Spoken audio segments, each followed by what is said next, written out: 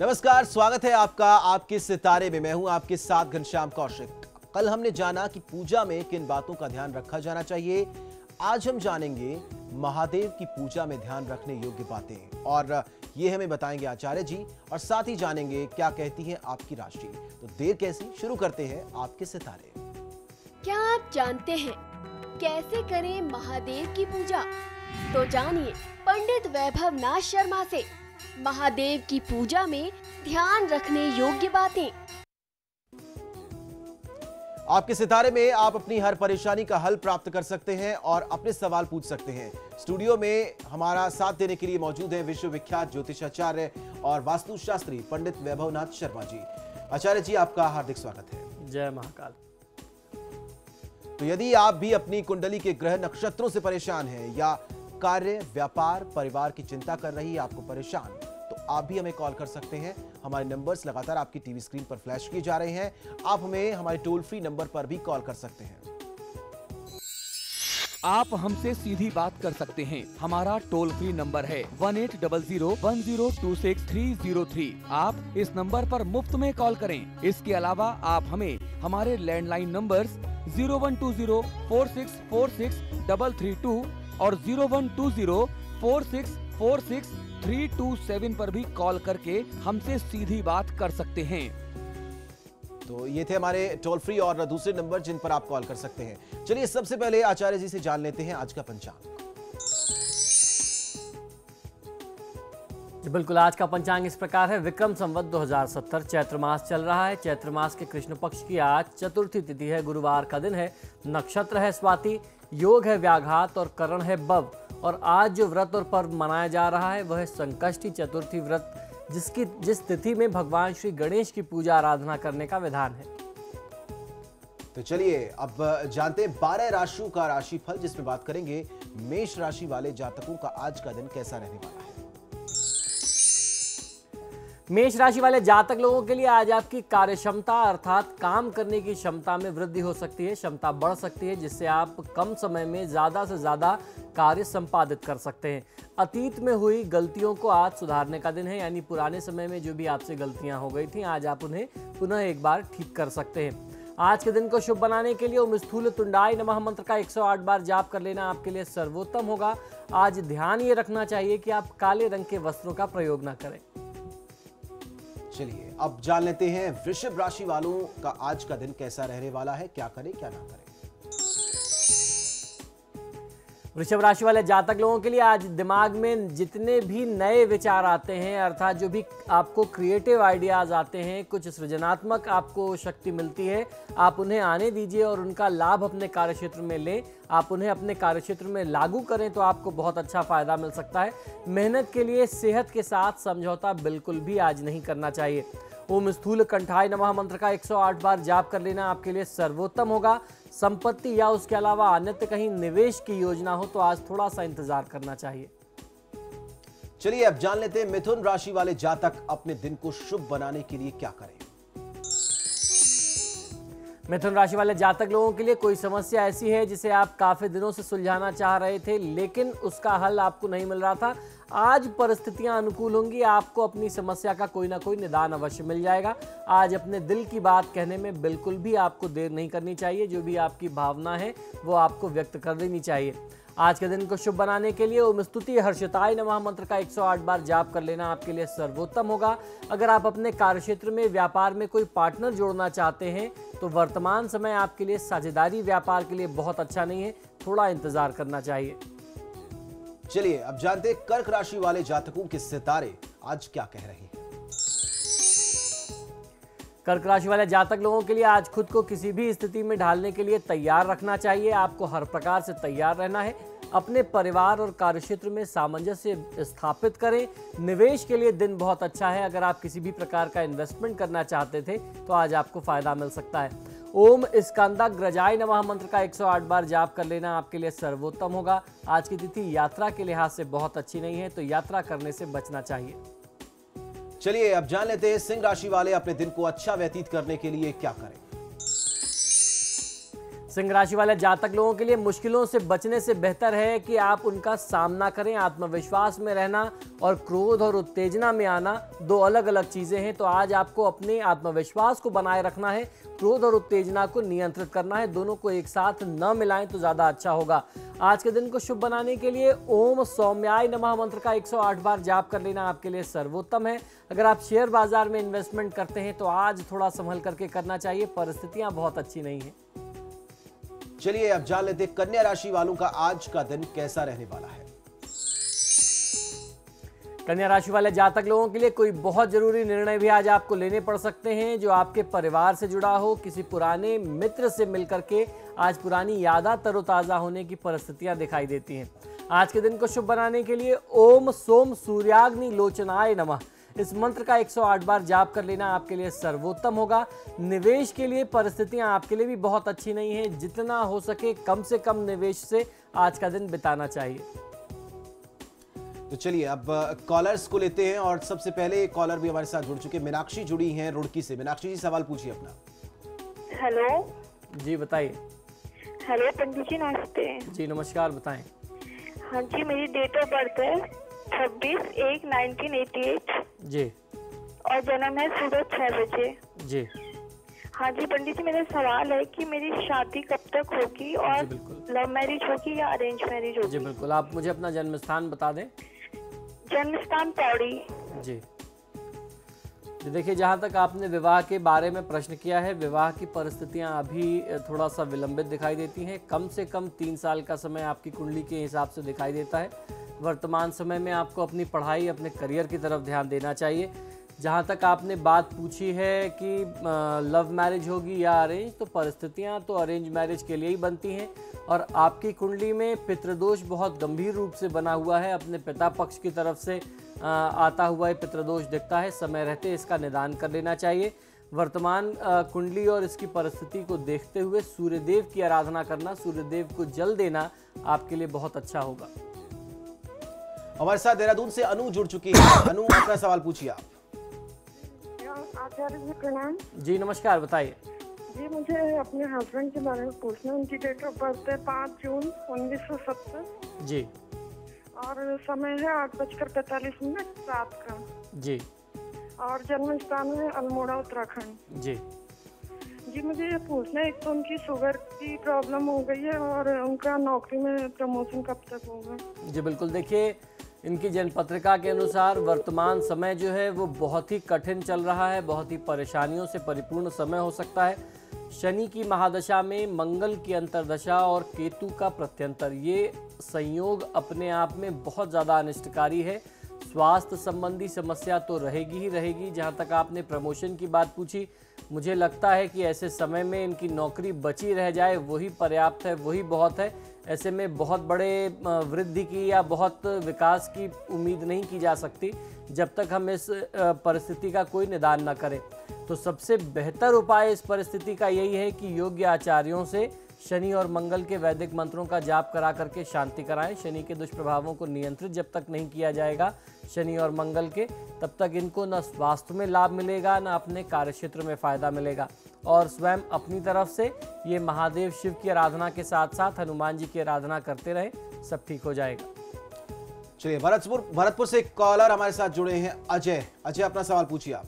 Hello sir, मेरा ये सवाल है सर, मैं 29/4/1997 में डेट ऑफ बर्थ है सर। मेरा एक तो पढ़ाई मन नहीं लगता सर, मुझे सरकारी नौकरी है क्या प्राइवेट जॉब है? जी, आप अपना जन्म विवरण एक बार फिर से बताइए। क्या सर? जन्म की तारीख आप एक बार फिर से बताइए। 29/4/1994। समय भी बताइए। सर समय तो सुबह है सर 8 बजे। अच्छा, देखिए आपने पढ़ाई से संबंधित प्रश्न किया है। आपके लिए बेहतर यह है कि आप भगवान श्री गणेश की आराधना करें। वर्तमान समय को देखते हुए राहु की महादशा चल रही है, निश्चित तौर पर इस समय में पढ़ाई में बहुत ज़्यादा मन नहीं लगेगा। तो बेहतर ये होगा कि आप भगवान श्री गणेश की आराधना करें और बुधवार के दिन आप अपने हाथों से अगर गाय को हरा चारा खिलाते हैं, किसी आसपास जो आपके घर के आसपास देवी का मंदिर हो वहाँ भी जाकर के मत्था टेकते हैं शुक्रवार के दिन, तो निश्चित तौर पर आपको फायदा मिलेगा, पढ़ाई में मन लगने लगेगा। एक और कॉलर ओम प्रकाश नागौर राजस्थान से हमारे साथ है। ओम प्रकाश जी, सवाल पूछिए अपना। जन्म टाइम है जी बताइए, 9-2-82। फिर से बताइए। 9-2-82। जी सुबह 5:15 सुबह का टाइम। जी जन्म स्थान वेस्ट बंगाल मालदा। जी जी, प्रश्न करें। हाँ, शादी के बारे में भी सबमिट कर रहे हैं, शादी के बारे में पूछना था। जी देखिए, जहाँ तक आपकी कुंडली से देखा जाए तो शादी का जो संयोग है वो 14 जून 2015 के बाद है और वर्तमान समय में बहुत ज़्यादा उठापटक चल रही होगी आपके जीवन में, बहुत ज़्यादा समस्याओं से आप घिरे होंगे। शनि मंगल का संयोग कर्म भाव में बना हुआ है, रोजी रोजगार के लिए आपको बहुत ज़्यादा परेशानी का सामना करना पड़ता होगा। चंद्रमा की महादशा में राहु की अंतर्दशा है, मानसिक तौर पर भी बहुत ज़्यादा अशांति रहती होगी। ये परिस्थितियाँ आपकी कुंडली से दिखती हैं। तो आपके लिए सबसे सरल सा उपाय ये है, क्योंकि चंद्रमा की महादशा है तो आपको करना ये चाहिए कि थोड़ा सा कच्चा दूध लेकर के उसमें 1 चम्मच करीब काला तिल डाल लें और वह दूध ले जा करके महादेव शिव के ऊपर अर्पित करें। सोमवार के सोमवार ये उपाय करें, कम से कम 11 सोमवार करें तो आपको फायदा मिलेगा। रोज की रूटीन में, नियमित दिनचर्या में ओम नमः शिवाय मंत्र का जाप कर लेना या महामृत्युंजय मंत्र का जाप करना आपके लिए हितकारी होगा। चलिए एक छोटे से ब्रेक के लिए यहाँ पर रुकेंगे। ब्रेक के उस पार भी आपके सितारे लगातार जारी है, बची राशियों की बात करेंगे।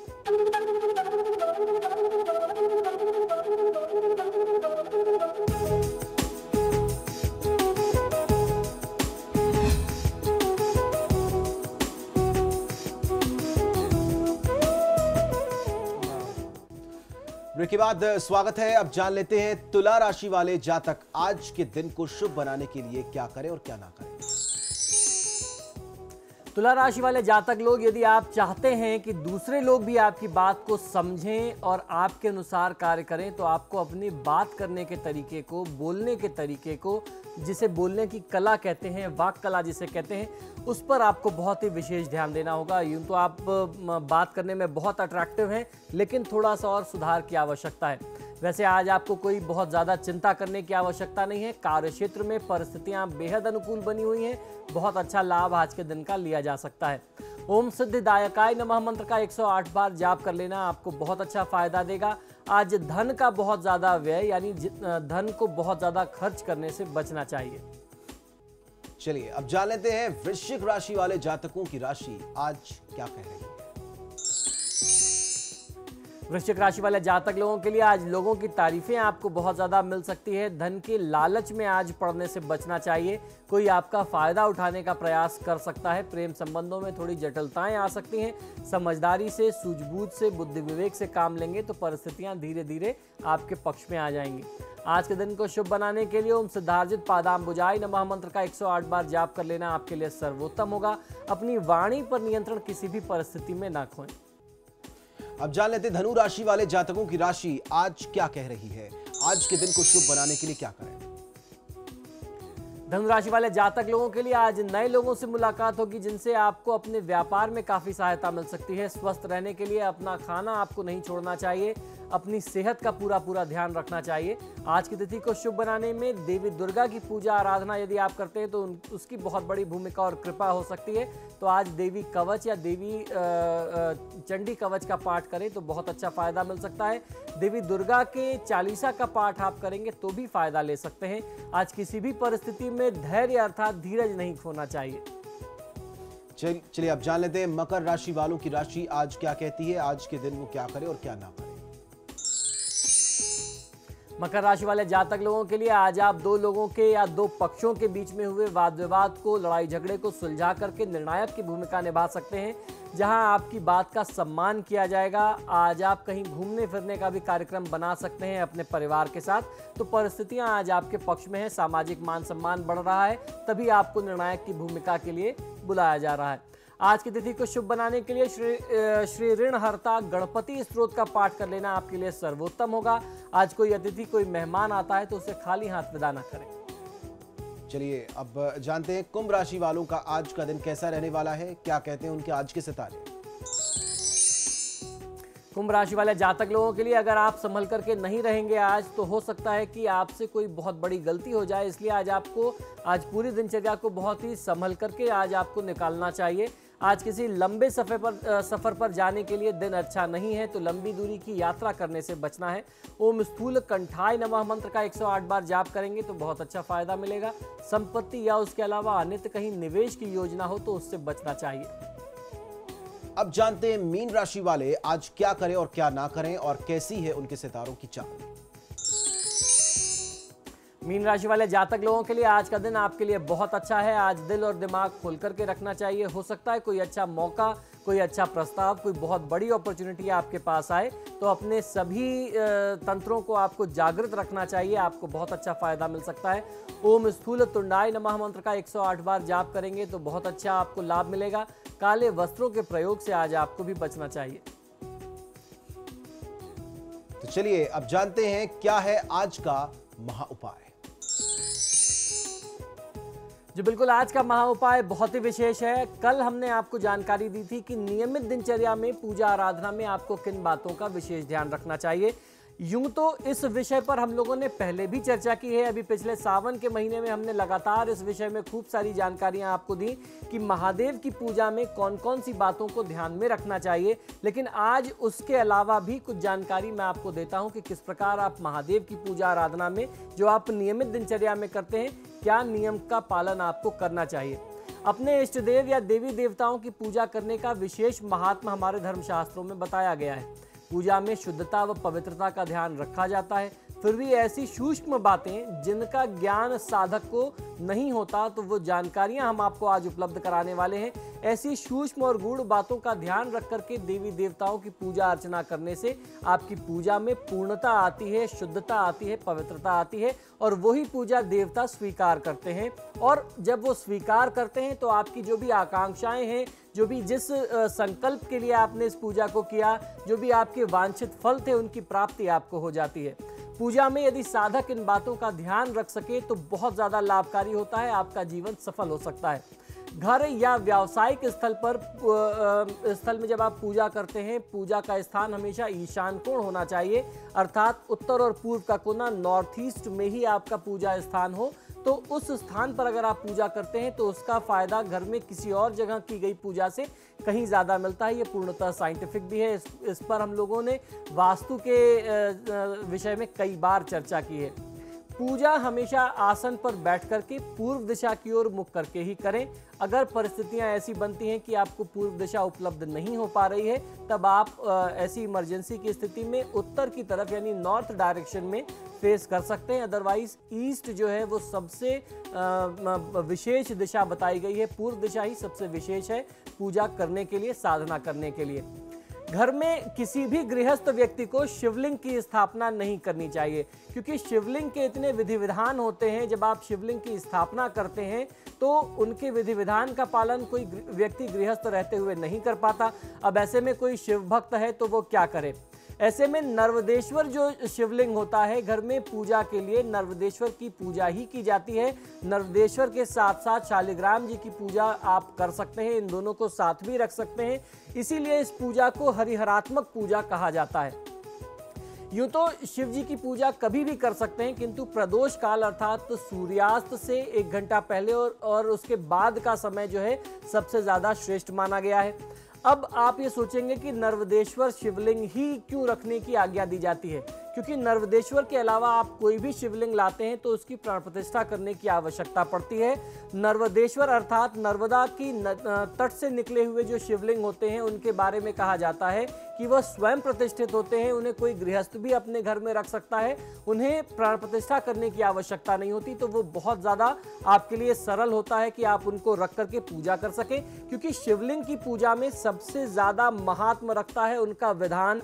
5 समय की आरती का क्रम जो एक गृहस्थ व्यक्ति आज के भागम भाग की जिंदगी में नहीं कर सकता। आजकल एक प्रचलन और बढ़ गया है कि लोग पारद शिवलिंग रखने लगे और इसके पीछे ये तर्क देते हैं कि पारद शिवलिंग भी नर्वदेश्वर जैसा ही होता है, उसे प्राण प्रतिष्ठा की आवश्यकता नहीं होती। लेकिन ऐसा नहीं है। अगर आप क्रिस्टल का या स्फटिक का शिवलिंग रखते हैं, पारद का शिवलिंग रखते हैं, कोई भी शिवलिंग, कोई भी मूर्ति तभी काम करती है जब उसकी प्राण प्रतिष्ठा की जाए। और एक बार प्राण प्रतिष्ठित हो जाने से अर्थात उसमें प्राण आ जाने से उनके नियम और पालन बहुत ज़्यादा कठिन होते हैं, खासतौर से शिव की पूजा में। सावन में हर दिन महादेव शिव की पूजा के लिए प्रशस्त बताए गए हैं। किंतु सोमवार, त्रयोदशी और शिव चौदश यानी शिव चतुर्दशी जो है ये बहुत ही मुख्य तिथि है। त्रयोदशी जो होती है वह मास शिवरात्रि होती है हर महीने की। महादेव शिव को भस्म, लाल चंदन, रुद्राक्ष, आक के फूल यानी धतूरे के फूल, धतूरे के फल, भांग और बेलवपत्र प्रिय है। भगवान शिव की पूजा वैदिक, पौराणिक या नाम मंत्रों से की जाती है।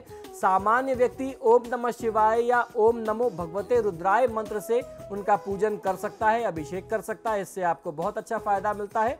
पूजा के बाद शिव महिम्न स्तोत्र, जिसे शिव महिमा स्तोत्र भी कहते हैं, या शिव तांडव स्तोत्र या रुद्रायक का पाठ करना बहुत ज्यादा लाभकारी होता है, फलदायी होता है। भगवान शिव पर कदम्ब, मौलीश्री, कुंद एवं जूही के पुष्प नहीं अर्पित करने चाहिए।